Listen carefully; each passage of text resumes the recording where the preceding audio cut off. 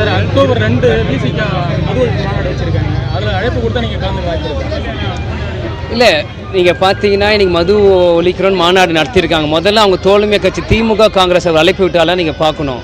முதல்ல கூட்டணி கட்சி கூப்பிட்டுருக்காங்களா, அவங்க மாநாடு எதுக்கு பண்ணுறாங்கன்ட்டு. இன்றைக்கி பார்த்தீங்கன்னா தேசிய முற்போக்கு திராவிட கழகம் நாங்கள் வேறு கூட்டணியில் இருக்கோம். அதனால் நாங்கள் போக வேண்டியது கட்டாயத்தில் அங்கே ஒன்றும் இல்லை. முதல்ல திமுக காங்கிரஸ் அவங்க நினச்சாங்களே, முதல்ல அவங்க பங்கேற்க நீங்கள் போய் விசிகா கேளுங்க. நீங்கள் அவங்க ஒரு மது ஒழிப்பு மாநாடு வைக்கிறாங்கன்னா அது அவங்க கட்சி அவங்க அரசியல் அவங்க ஒன்று பண்ணிகிட்டு இருக்காங்க.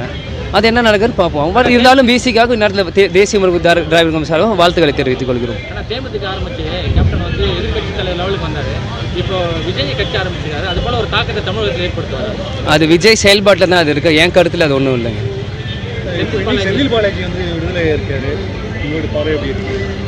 இது என்ன பாரு, தியாகம் செஞ்ச ஜெயிலுக்கு போன, ஊழல் செஞ்சு ஜெயிலுக்கு போனார். நூற்றுக்கணக்கான பெயில்கள் தாண்டி இன்றைக்கி தான் ஒரு விடுதலை கிடச்சிருக்கு.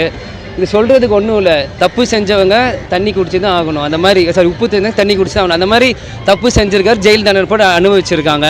அது இவ்வளோ நாள் தள்ளி இன்றைக்கி பெயிலில் வந்திருக்காங்க. இதுக்கு நான் என்ன சொல்கிறது, இனி அது அரசாங்கம் எடுத்து இன்றைக்கி அவங்க அமைச்சர் பதவி கொடுக்கக்கூடாது. மீண்டும் கொடுத்தாங்கன்னா திமுக கொள்ளையர் கையில் திரும்பியும் சாவியை கொடுக்குற மாதிரி தான். நம்ம அமைச்சர் பதவி கொடுத்தாங்கன்னா அப்போ அவங்களுக்குள்ளே ஏதோ ஒரு டீலிங் இருக்குன்னு தான் அர்த்தம். அதை கொடுக்காம தவிர்க்கணும். இதுதான் நாங்கள் சொல்லுவோம்.